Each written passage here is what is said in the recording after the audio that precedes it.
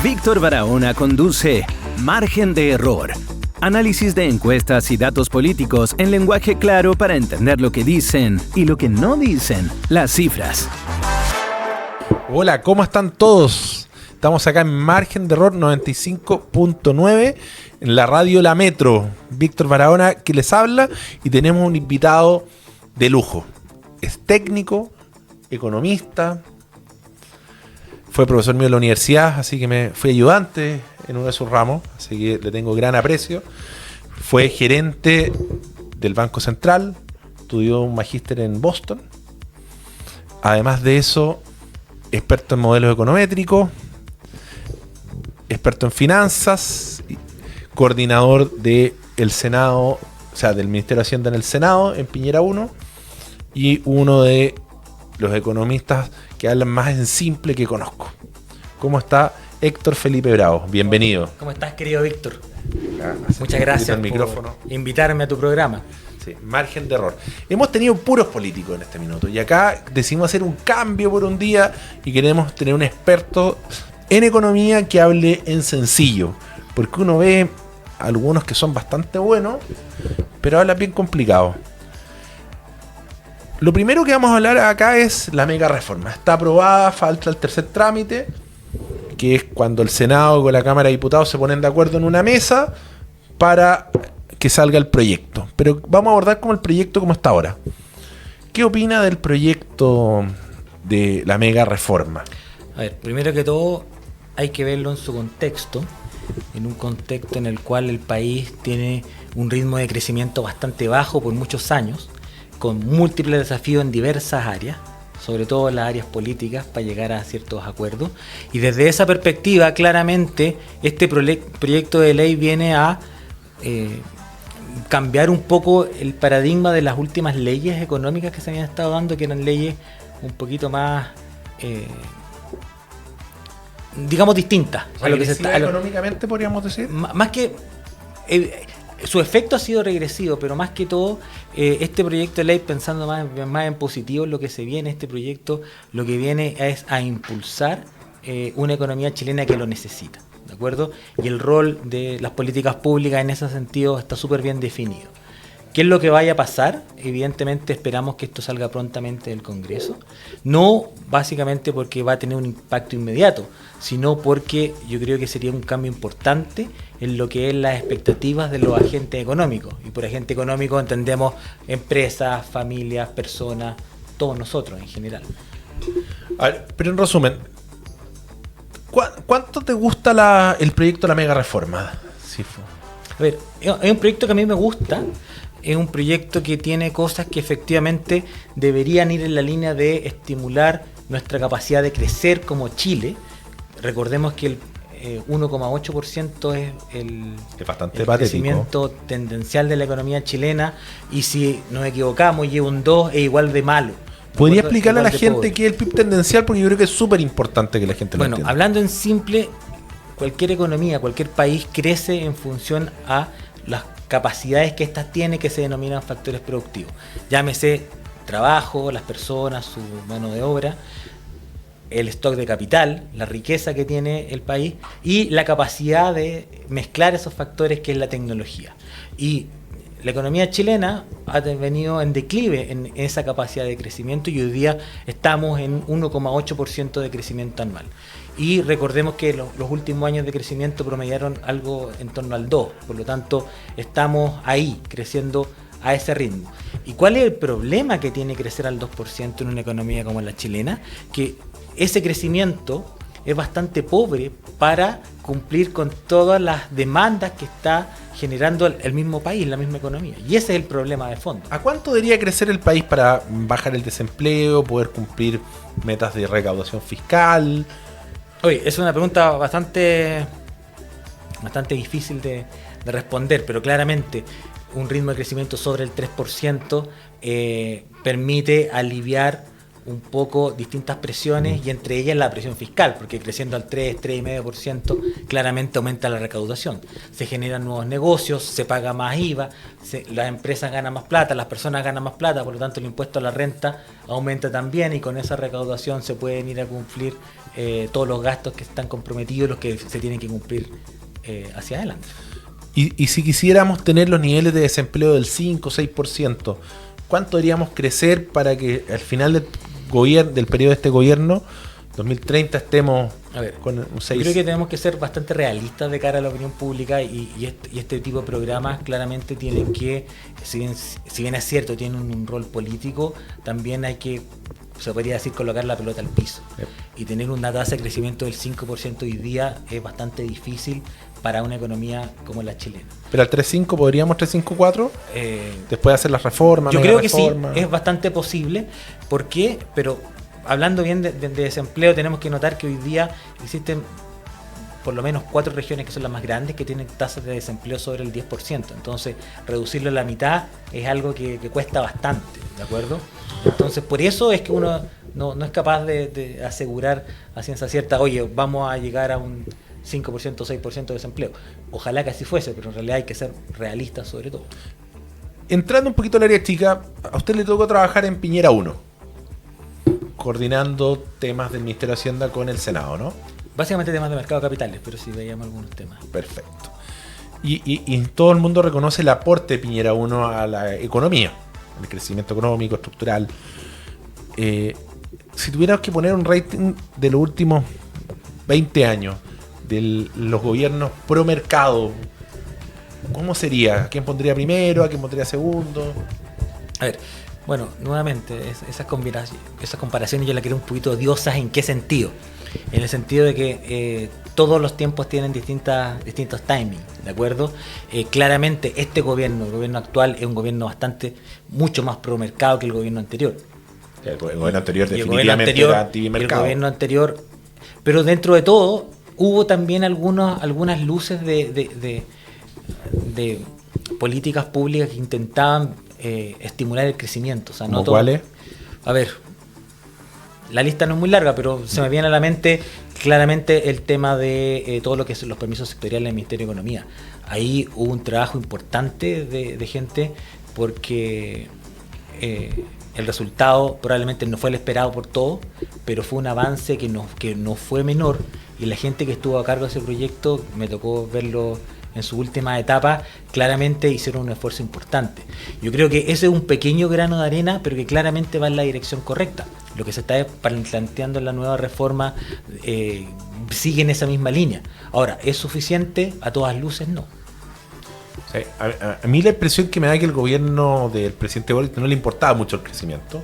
Hubo algunos intentos muy tibios, pero no trataron de hacer cambios estructurales. Más, me da la impresión de que los dictámenes de la Inspección del Trabajo, de la Dirección del Trabajo específicamente, elementos de panfletarios antiempresas ahuyentaron a mucha gente. Bueno, algo de eso puede haber, y probablemente hoy día estamos cosechando eso con las cifras de desempleo y con el mercado laboral que estamos enfrentando. Vamos a ir un poquito al área chica. El ministro Quirós. ¿Qué le parece el ministro Quirós?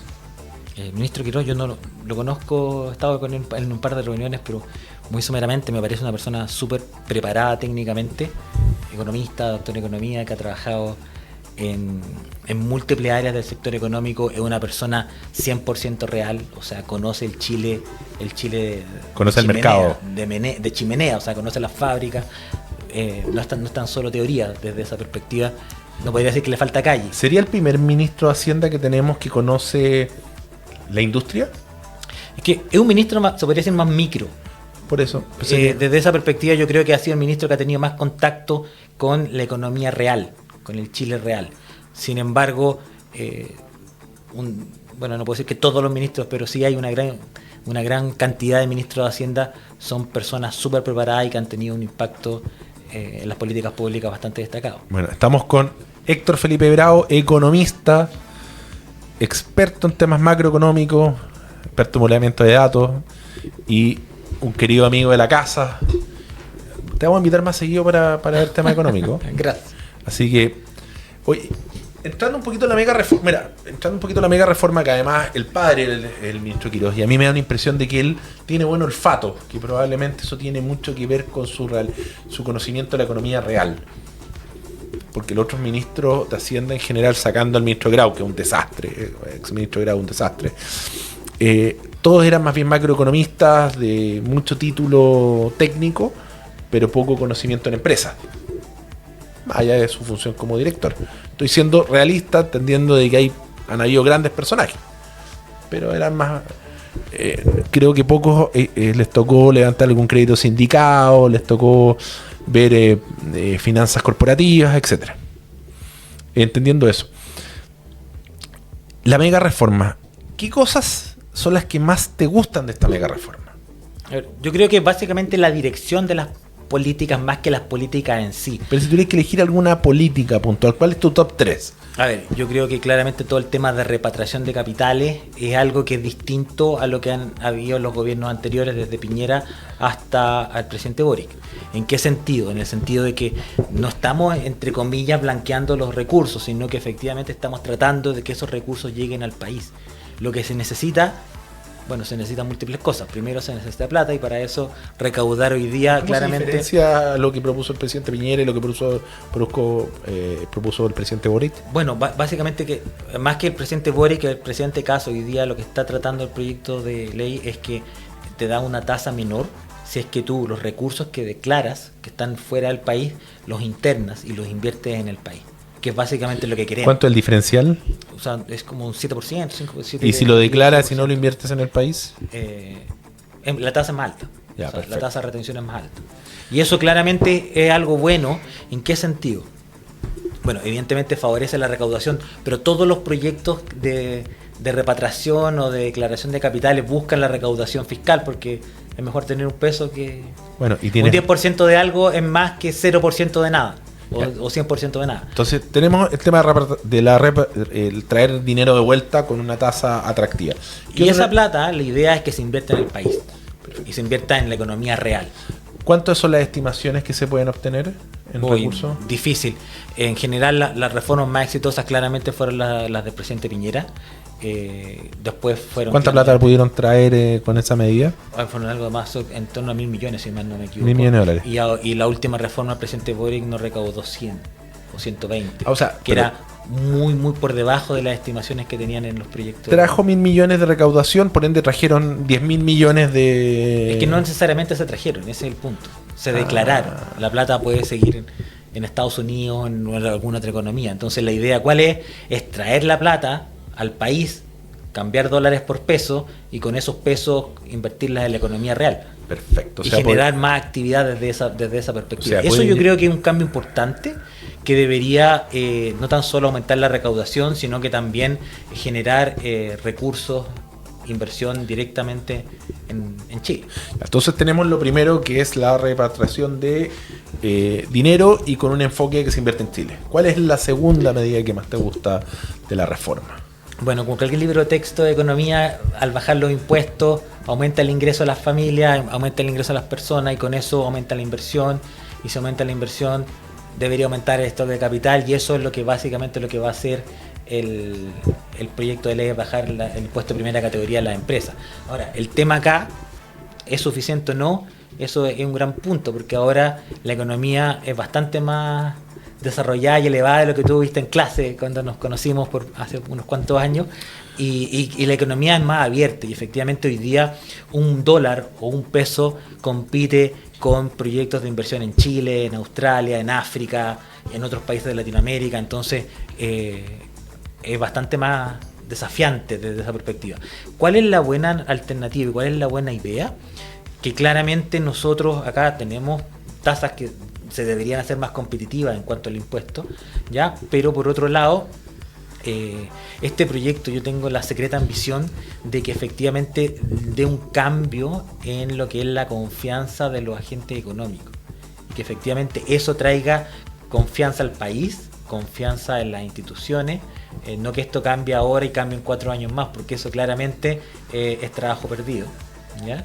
Y eso claramente podría generar un estímulo que no es tan de libro, no es tan de texto, no es tan de modelo económico, sino que es algo más que va a los espíritus animales de los agentes, y que eso al final del día es lo que va a traer crecimiento, y ese crecimiento va a llevar a tener más inversión. Retomar este espíritu que tenía Chile en los inversionistas locales y extranjeros antes del 18 de octubre, que la confianza, que eso se perdió, se fueron ¿cuántos? 150 mil millones de dólares yo creo del que mercado. un punto importante acá es que, bueno, antes existía lo que se denominaba el DL600, que era este decreto de fuerza de ley que permitía que los inversionistas extranjeros tuvieran ciertas reglas por un cierto periodo de tiempo, y ese DL600 era aplicable solamente a extranjeros.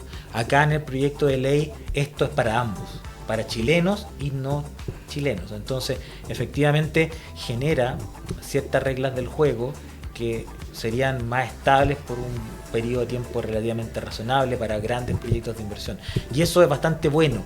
Efectivamente ha habido una discusión de que si eso no le quita grados de libertad a los próximos gobiernos, y efectivamente algo de eso puede haber, pero ahora yo siento que este gobierno y los gobiernos pasados también cada vez se van quedando con menos balas, tienen menos grados de libertad para hacer sus políticas, porque vienen con compromisos anteriores y esos compromisos los tienen que pagar hoy día. ¿Y qué no te ha gustado de la mega reforma? A ver, porque si me dices que nada, no... No, a ver, más que lo que no me gusta a mí en particular, yo creo que esta es una reforma súper importante, pero que evidentemente no va a ser suficiente para atacar todos los desafíos que tiene la economía chilena. Pero vamos a la mega reforma. Vamos en concreto. O sea, yo creo que hay un tema importante con lo que dice relación con el mercado del trabajo.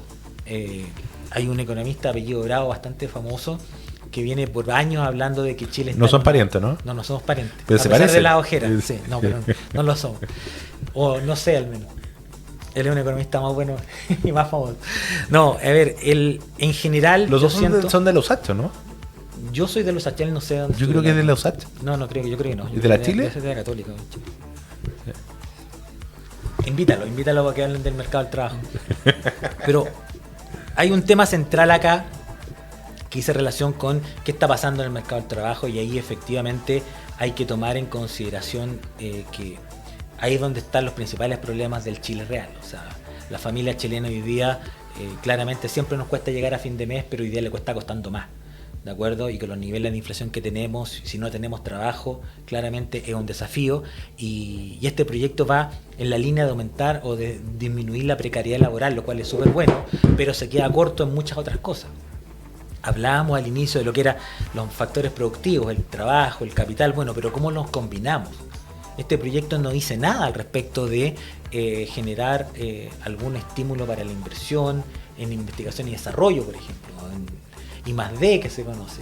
Y eso es súper relevante para crecer con los recursos que tenemos. Y ahí, efectivamente, el gobierno va a tener 3 años para seguir mejorando y haciendo políticas públicas en esa dirección. Yo siento que las políticas públicas, el gobierno tiene algo que decir al respecto en eso. Perfecto. ¿Y otra cosa más que no te guste de la mega reforma?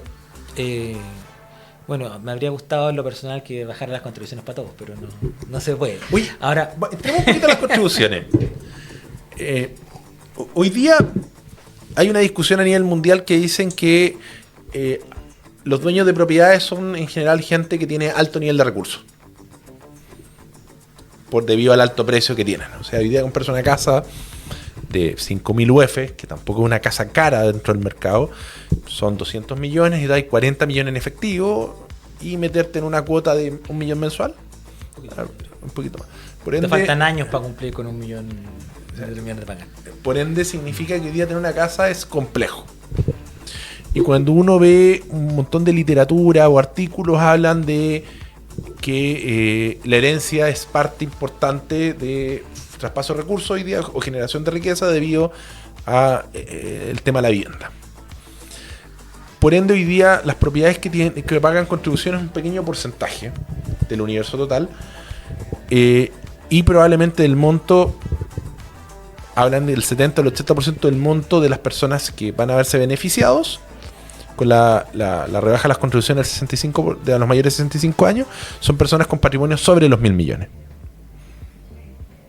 ¿Cuál es su opinión frente a eso? O sea, Luxic no va a pagar. Se me vienen muchas cosas a la Luxic cabeza. no va a pagar un impuesto territorial. Eso es lo que hoy día va a pasar. Angelini no va a pagar su impuesto territorial. Y eso es un temazo, porque además los impuestos territoriales existen en todo el mundo. Bueno, yo no sé si esas personas que tú acabas de mencionar viven en una vivienda propia en el sentido de que son ellos los dueños, o es una sociedad, o es su señora. Eso es algo que se tiene que ver de alguna manera, ¿de acuerdo? Ahora, más allá de efectivamente el punto que tú tocas, que es bastante relevante, lo que tenemos que tomar en cuenta es que acá hay un compromiso del presidente, que era parte de su programa de gobierno, y eso nadie lo ha dicho, ¿de acuerdo? Efectivamente, estamos desvistiendo un santo para vestir otro, así es, ¿ya? Pero es parte de lo que se comprometió en campaña, y si no, se podría ir al CENAC a decir, oye, este caballero me ofreció algo que no está cumpliendo. Entonces, claramente es un desafío, aquí hay un hoyo financiero que se va a generar, porque va a haber una disminución en la recaudación, pero claramente eso tiene que estar pensado que se compromience de alguna manera. Es probablemente la medida más regresiva que se ha tomado en años, y acá en Margen de Error hablamos de temas que incomodan, planteamos y buscamos la cuña para que la gente se entretenga. ¿Cuánto nos queda tiempo o estamos...? Ya, vamos a pausa comercial con Héctor Felipe Bravo, economista, hablando de la mega reforma. Muchas gracias. Volvemos acá en Margen de Error con Víctor Barahona animando, quien les habla, y Héctor Felipe Bravo, economista, que nos está explicando con mucha simpleza temas complejos. Lo trato de meter en temas difíciles. Se nota de su expertise en el gobierno.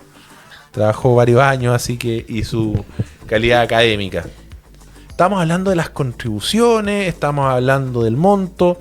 ¿Algo que señalar con eso? Bueno, en el break precisamente siguió la discusión, se aclaró bastante, pero yo creo que hay distintas cosas que se pueden hacer. Yo creo que efectivamente este es un compromiso de campaña que algunos economistas probablemente no lo comparten. En algún minuto me va a tocar pagar, no pagar, eso ya es un tema más bien personal, pero siento que se pueden hacer otras cosas también en medida que el Estado podría ayudando, ¿ya? Y algo que por años ha estado en la más absoluta opacidad es cómo el Servicio de Impuestos Internos precisamente fija el monto que tú tienes que pagar en contribución.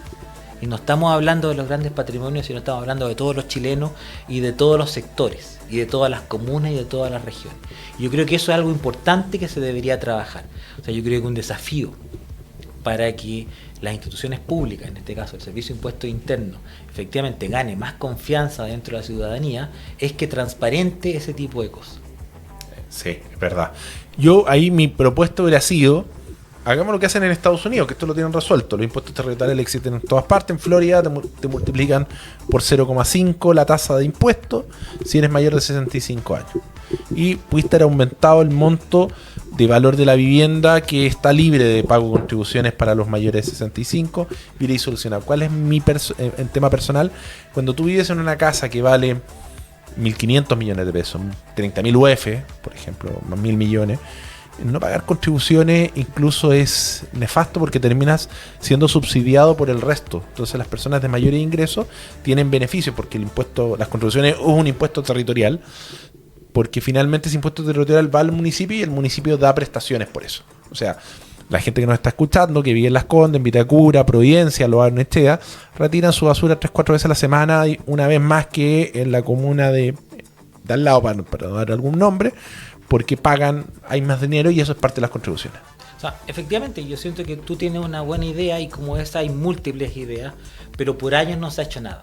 Sí, ¿de acuerdo? Entonces, hoy día que aparezcan todos estos paladines de la recaudación, circunstancias que tuvieron oportunidad, algunos de ellos estuvieron en los gobiernos pasados y no se hizo nada. O sea, yo creo que tú tienes que dejarle oportunidad a la gente de que pueda barrer con su propia escoba. ¿Te das cuenta? Si efectivamente genera un hoyo financiero mayor, bueno, habrá que ver qué se hace en ese caso, pero claramente yo creo que hay que dar el beneficio de la duda, con todos los preros que ellos involucran. Vamos a seguir ahondando en la mega reforma. Entonces, por lo que vemos, ¿te gusta la mega reforma? ¿Tiene impacto? ¿Cuándo se va a ver ese impacto positivo? ¿Cuándo la gente tiene que esperar que haya impacto en el empleo, en el crecimiento económico? Bueno, probablemente los impactos que se van a ver no van a ser los más beneficiosos al inicio, porque lo que primero va a venir es una baja en la recaudación, sin lugar a dudas. Y baja no solamente por efectos propios de esta reforma, sino también por la coyuntura macroeconómica que estamos enfrentando. O sea, estamos a puertas de una recesión, eso va a disminuir la recaudación fiscal, con una tasa más baja van a ser menos ingresos para las arcas fiscales. Sin embargo, lo que tenemos que tomar en cuenta, como te decía hace un rato, son el cambio en las perspectivas y en las expectativas de la gente. ¿Qué espera que vaya a ocurrir? O sea, ¿puedo yo comenzar un emprendimiento? ¿Voy a tener mejores o peores condiciones para...? ¿Cuánto tiempo deberíamos ver impacto en la economía real con algún margen de error? A ver, mira, para ser bien honesto, yo no corrí ningún modelo, hace harto tiempo que estoy fuera de esa línea, como para ver el impacto hoy día de una baja tal cual como nosotros estamos esperando, pero claramente yo siento que una reforma que vaya a funcionar es una reforma que de aquí a un par de años debería ya estar viendo ciertos brotes verdes, como decía algún famoso ministro por ahí. Ahora, eso es para algunos impactos, porque en lo margen lo que nosotros podemos ver ya es un mayor dinamismo en lo que dice relación con los proyectos de inversión, con los permisos. Se van a ver ciertos indicadores adelantados, permisos de edificación. No tengo muy claro qué está pasando en el mercado de la construcción inmobiliaria, pero por ejemplo, ya de todos los sectores económicos, la banca hoy día está mirando con mejores ojos la industria inmobiliaria y de construcción de la que se veía hace unos trimestres atrás. Y sin lugar a dudas, eso tiene que venir de la mano con todo lo que nosotros estamos esperando que se den a partir de beneficios que esta ley propone, dentro de otras cosas, evidentemente. Hay un tema que se ha abordado poco y quiero que me explique qué relación puede tener y qué impacto. La ministra Toledo ha impulsado aprobación de casi 20.000 millones de dólares en proyectos a través del Comité de Ministros y hablan de unos 20.000 más durante este año. Eso, ¿qué impacto tiene en la economía real mezclado con la mega reforma? Esos proyectos, ¿cuándo podrían empezar a tener luz verde y podría haber plata en la mesa? Bueno, efectivamente la ministra Toledo ha ido destrabando o agilizando una serie de iniciativas que van precisamente en la línea de aumentar la inversión, y eso más temprano que tarde va a traer un mayor dinamismo en el empleo y un florecimiento económico. Ahora, el cuándo nuevamente va a depender de muchos tipos de proyectos. Hoy día los grandes proyectos y lo que se está haciendo básicamente, porque no hay mucha variedad, está asociado con la minería y con actividades asociadas a la minería, donde proyectos solares. Los brotes verdes no vienen antes de 10 años. O sea, estamos hablando de que este trabajo, el gobierno lo que está haciendo es la pega que tiene que hacer, pero el impacto lo vamos a ver en 2 o 3 años más. Por lo pronto, y que se tendría que haber hecho décadas atrás. ¿Y qué hacer entonces? O sea, estamos hablando que hay un gobierno que es responsable, que está haciendo la pega, pero la pregunta del millón es cómo lo hace el gobierno para impulsar la economía, porque tenemos un problema hasta de aprobación presidencial, porque la gente no tiene tiempo para esperar 2 o 3 años. ¿Qué consejos podría dar si lo escuchan en el segundo piso, lo escuchan en La Moneda, lo escuchan en Hacienda?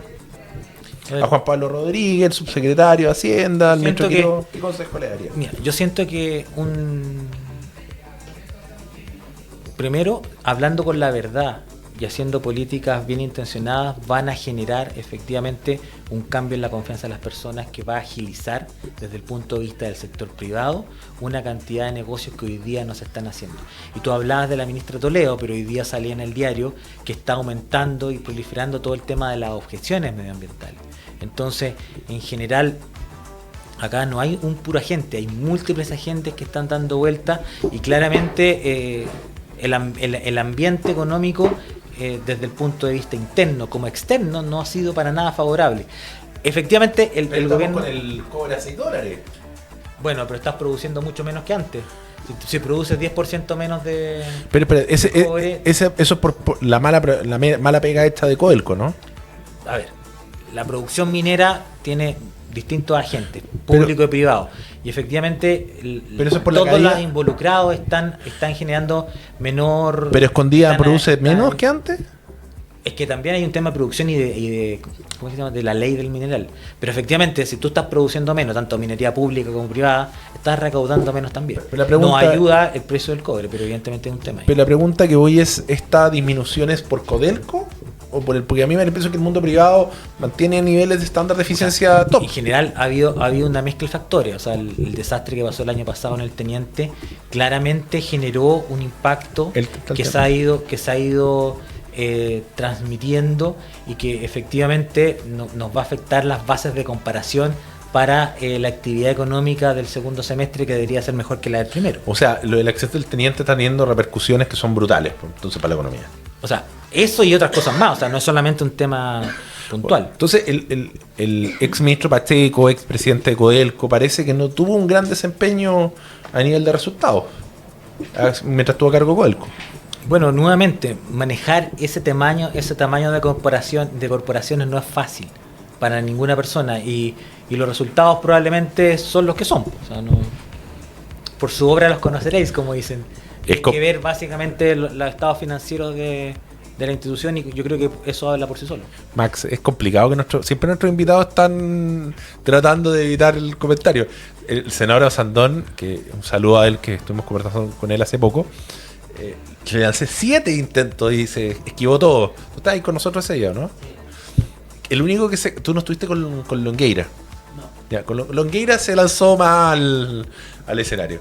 Así que hoy, en margen de error, lo que buscamos es entrar en una política un poquito más profunda, esta política de pasillo que la gente no escucha habitualmente. Así que la presencia de Héctor Felipe Bravo para nosotros es fantástica y te vamos a invitar más seguido. Lo único que te vamos a pedir es un poquito más de sinceridad en la respuesta. A ver, créeme que soy completamente honesto y sincero. Sin embargo, yo no conozco la realidad interna de Codelco, por lo tanto difícilmente podría decir que están haciendo mal la pega. ¿De acuerdo? O sea, hay que poner las cosas en cierta perspectiva. Que se podrían hacer mejor, no me cabe la más remota duda que eso efectivamente sería así. ¿De acuerdo?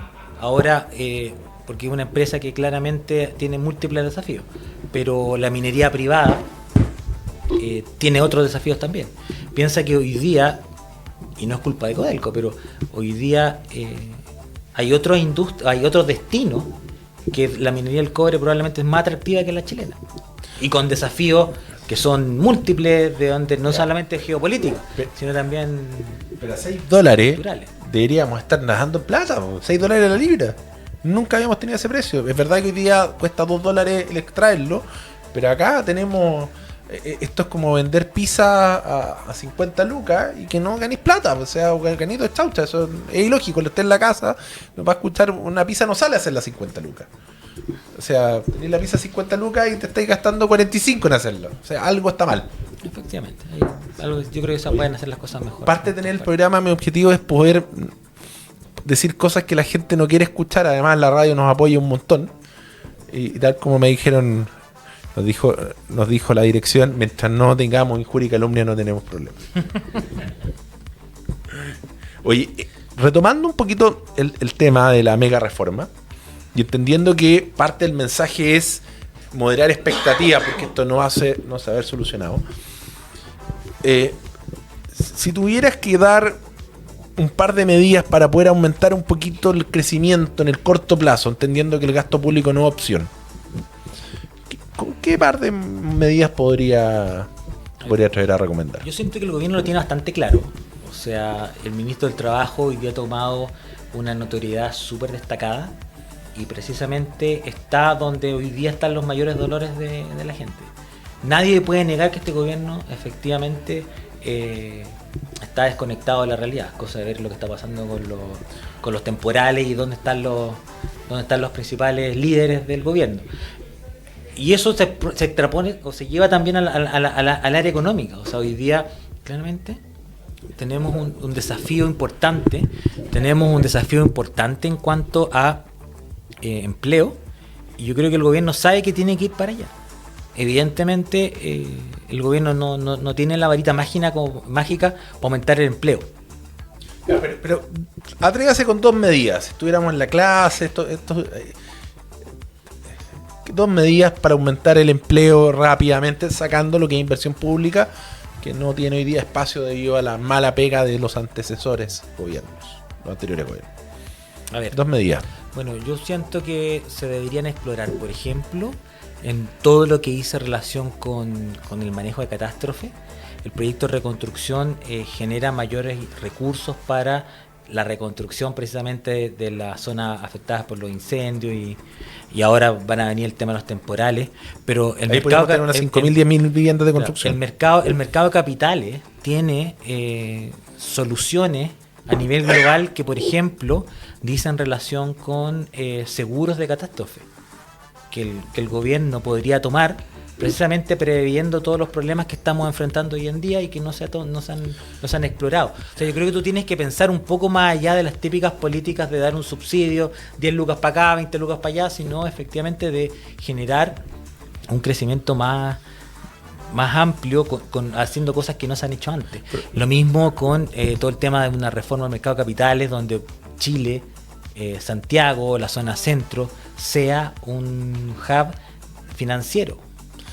Perfecto. Eso también podría ser tremendo. Desde el punto de vista de todo lo que hizo en relación con empresas latinoamericanas. Nosotros tenemos herramientas tecnológicas súper potentes que efectivamente favorecen la conectividad y la integración. Entonces se podría generar, tenemos hotelería, tenemos lugares bonitos donde hacer estudios, seminarios, congresos, que efectivamente atraigan capital no solamente a Chile, sino al resto del resto de la región. Cosas por ese lado se podría ir generando pequeñas contribuciones que tuviesen impactos más amplios.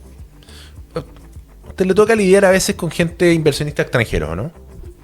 Inversionistas de todo tipo. Sí, pero hay una parte de gente, cuando viene la persona de afuera, ¿qué le gusta de Chile y qué no le gusta? Bueno, aparte de la comida y el buen vino, claramente la gente. O sea, ellos ven que este país, nosotros acá siempre estamos encontrando lo malo, pero ven que este país efectivamente tiene un capital humano que es bastante importante y destacado y eso se valora. ¿De acuerdo? Otra cosa importante, a pesar de los desafiantes años que hemos tenido desde el 2019 hasta ahora, es el tema de las instituciones, cómo funcionan. Vamos a entrar ese tipo de cosas son elementos que son súper relevantes. O sea, hoy día las grandes mineras están viendo si hacen explotaciones de cobre acá en Chile o en África. Entonces, pero $6 la libra aguanta. Pero de nuevo, esos $6 te los pagan en Chile y te los pagan en África. Entonces vamos a ver dónde sale más atractivo. Sí. Bueno, si el contexto político de Angola es mejor, hace que sea mejor invertir allá, significa que en Chile estamos haciendo las cosas muy mal. Bueno, no hay que mirar en menos a los países africanos, porque efectivamente eso es lo que pasa. Y eso es lo que se tiene que ver. O sea, hoy día en este tipo de cosas, bueno, ¿para qué decir la minería del litio? O sea, tenemos el triángulo entre Bolivia, Argentina y Chile al norte. De nuevo, el litio es el litio y hay que ver dónde es más barato sacarlo y punto. Sí, y eso que en Chile tiene una ventaja estratégica con el litio, porque en el salar es el costo más barato de sacar litio del mundo por características físicas. Pero al final lo importante es lo que te queda, el margen. Eso es lo que hay que ver.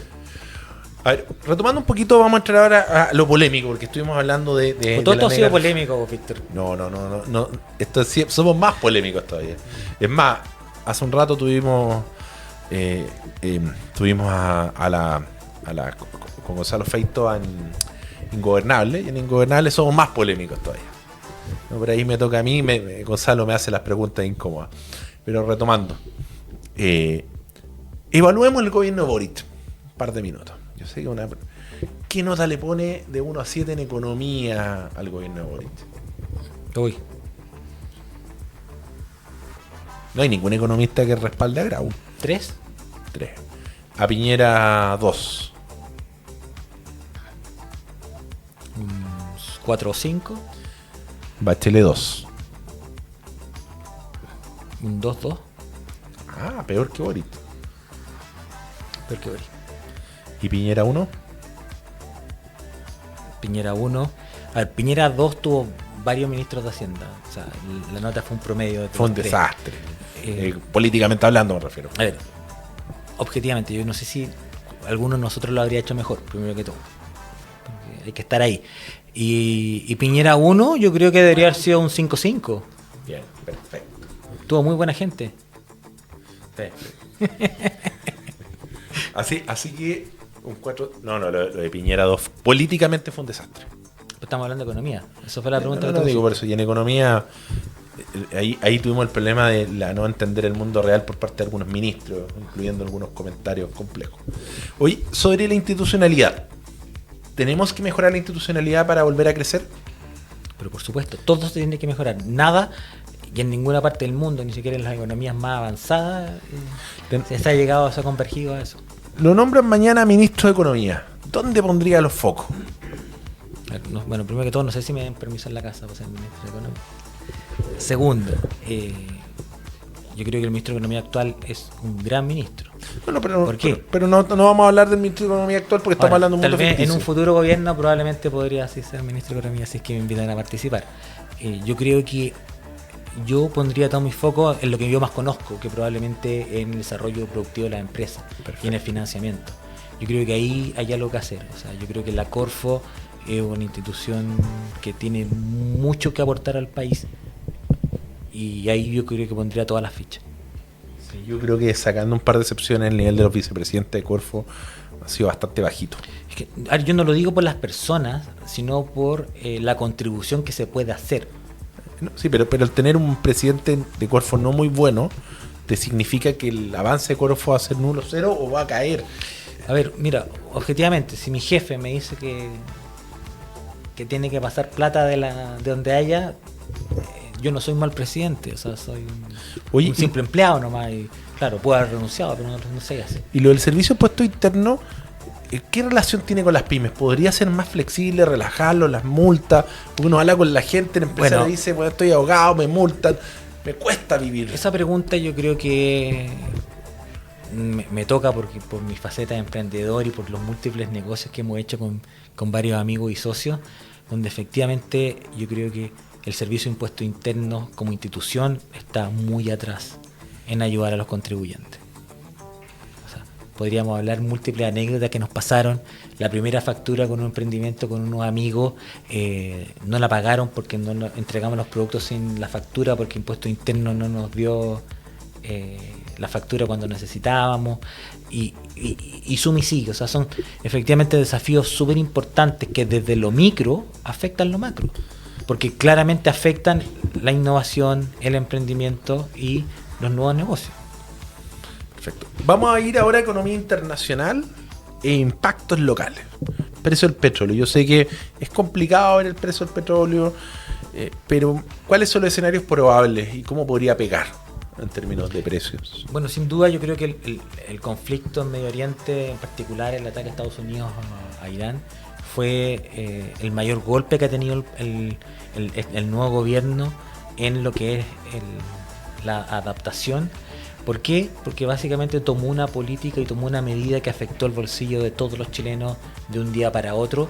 Era algo absolutamente inesperado, que tiene efectos importantes, no solamente en el bolsillo de cada uno de nosotros, porque sube la UEF, sino también, entre otras cosas, por ejemplo, en la aprobación presidencial que hablábamos al comienzo del programa. ¿Cuánto fue el aumento de recaudación que tuvo el gobierno por la medida que tomó? A ver, más que un aumento, lo que dejó fue de desembolsar. ¿Cuánto fue el saldo neto? ¿Cuánto fue el saldo neto? Yo creo que algo así como $500 millones que no se gastaron. En total. Que no se gastaron por traspasar directamente el alza a los consumidores. Perfecto. ¿Y cuánto es el impacto para ENAP? A ver, bueno, ENAP tiene su negocio propio y ENAP su línea de resultados en función al precio, y probablemente ellos tuvieron utilidades, pero eso es una parte de la ecuación. O sea, más costoso que eso yo siento que es lo que a cada uno de nosotros nos tocó pagar por aumento en los combustibles. Voy a contar una anécdota en términos de datos. Nosotros tenemos la encuesta 360, que tenemos encuesta 360 esta semana, no va a salir el lunes. Lo vamos a presentar a través de la Metro como una exclusiva, como lo hacemos siempre. Pero hay un dato importante. Nosotros estuvimos midiendo con datos propios. Y es bueno destacar que la encuesta 360 es la única de esta encuesta nacional que se hace por llamado telefónico. Todo el resto son por correo. Así que en términos de datos, como me enseñaron en la universidad, cómo se toma la muestra es súper relevante. Porque la tasa de respuesta es más alta. Bueno, retomando eso, en el sur, con el alza de las bencinas, en el sur se enojaron con el gobierno, más que en el norte. Y eso lo atribuimos al uso del petróleo específicamente, y la bencina, especialmente el petróleo, en la vida del sur, desde los generadores, la maquinaria, etcétera. efectivamente eso tuvo un impacto directo y el responsable, bueno, no está acá en Chile, pero claramente ese traspaso fue pensado de esa manera. Ojo, y esto es algo que no fue propio de este gobierno, o sea, ya en la invasión de Rusia a Ucrania, en el gobierno anterior pasó algo más o menos parecido. Y ahí el despilfarro fue del orden de 2.000 millones que no se traspasaron y que se perdieron en el limbo porque es plata que tocaba en una época coyuntural en particular, que era todo el tema del plebiscito constitucional. Y en esa época, imagínate si te subía la benzina a 500 pesos. No habría sido 60-40, sino habría sido 73. Estamos en la parte final, ¿o no? Sí. Vamos a aprovechar un par de preguntas positivas, ya que hemos ido a tratar de ser polémicos. ¿Cuál es el mejor ministro de Hacienda que hemos tenido en los últimos 30 años? Desde que partió, desde el gobierno militar en adelante. Si tuviera que elegir 2 o 3 figuras destacables. Yo te iba a decir, el ministro de Hacienda que yo creo que ha sido más destacado en Nambi. Perfecto. Que viene unos años antes gobierno militar. de la democracia. Porque efectivamente es una persona que yo siento que conocía el Chile de todas las perspectivas. Y así fue aplicado en cada una de las medidas que tomaba. Algunas de ellas, claro, no se sintieron hasta años después. ¿De acuerdo? Yo siento que ahí él está en el número 1. Sí. Después, ¿a quién ponemos en el número 2? Pongamos el podio, ya que estuvimos con el tema del mundial. ¿A quién ponemos en el número 2? Yo creo que, bueno, Felipe Larraín debería estar, no sé si 2 o 3. Ya. Además tiene un 5-5 la evaluación de economía de Piñera 1. Eso fue promediado con Briones y Cerda. Pero tuvo buen... Pero sí. Y yo creo un tercer ministro, yo creo que también podría ser Andrés Velasco. ¿Ya? Da reconocimiento a esta vieja y mención honrosa claramente a Rodrigo Cerda y Ignacio Briones porque les tocó dirigir un barco en una tormenta que era bastante difícil de llevar. A principio, Foxley está en el primer gobierno, ¿no? Bueno, Foxley también fue el primer ministro de Hacienda que bajó los impuestos. Que probablemente también lo dejé afuera y no tendría que haberlo dejado afuera también. Que bajó los impuestos, él bajó los impuestos de importación. Él hizo, él y todos los Plan Boys tomaron una serie de medidas que claramente nadie entendía en esa época, pero que generaron las bases del desarrollo y el dinamismo del Chile en los 90 y parte del 2000. Bueno, y por eso mi mensaje, y tomo este espacio para decirle a la senadora Bodanovich, por favor, tómese el partido, tómese la centroizquierda, necesitamos volver a crecer, necesitamos tener una izquierda que sea dialogante, técnica y que aspire a mayoría, porque le hace bien al país. ¿Cuánto nos queda? Ya, vamos a hacer la última parte, que es la editorial, que dura un par de minutos, así que música editorial. Los resultados de las encuestas no son muy alentadores para el gobierno, es complejo el escenario, es difícil. Pero hay un veranito San Juan en términos de imagen gracias a estas intensas lluvias que le arruinaron la vida a bastantes personas, hizo que el gobierno trabajara bien duro. Felicitaciones a todas las autoridades que trabajaron, pero en términos comunicacionales positivo, y eso lo vemos con la última CADEM, donde el gobierno se sitúa con un 39% de apoyo, y eso es efecto plenamente de el manejo de la crisis. Aquí vamos, la invitación es al gobierno y a la gente que quiera apoyar al gobierno a mentalizarse que no podemos tener una situación donde el rechazo sea el 50% y el nivel de apoyo sea el 35%. Eso sería desastroso porque significa que a largo plazo ocurre la posibilidad de la siguiente crisis. ¿Cuál es? La intrascendencia. Gobiernos que tienen poco respaldo son intrascendentes en políticas públicas profundas. Y si queremos que el país crezca, si queremos que el país produzca, que haya menos desempleo, que haya más trabajo y más crecimiento, necesitamos un gobierno que trascienda porque tiene una conexión real con los problemas de la gente. Así que esa es la invitación a todos a apostar y ver cómo poder mejorar la conexión comunicacional del gobierno con la gente. Bueno, estamos con Héctor Felipe Bravo, estamos felices de tenerlo, estamos dando por finalizado el programa. ¿Algún saludo para la gente? Bueno, un saludo a toda la gente que lo está pasando mal en estos momentos. Claramente es algo que nos duele a todos. Saludar especialmente a los alcaldes, mi alcaldesa, que la he visto ahí no mover, no barrear, pero sí ahí en la Catedral de San Martín, Que esperamos que esté pronto, esté invitada. donde están las papas queman ahí, sacando el barro, y claramente a toda la gente que lo está pasando mal en el norte, porque son momentos difíciles y hay que estar dándole todo el apoyo. Alcaldesa San Martín, esperemos que esté con harta energía, porque le toca una semana compleja ayudando a la gente, así que lo hizo bastante bien. Y bueno, hay varios alcaldes que lo hicieron bastante bien, o sea, La Serena, todos los alcaldes, algunos más llorones que otros. En política, hay varios que lloran. Muchas gracias a todos, esto es Margen de Error, que tengan una muy buena semana. Víctor Barahona regresa el próximo lunes con más análisis y claves para leer los datos con criterio. Esto fue Margen de Error en la Metro.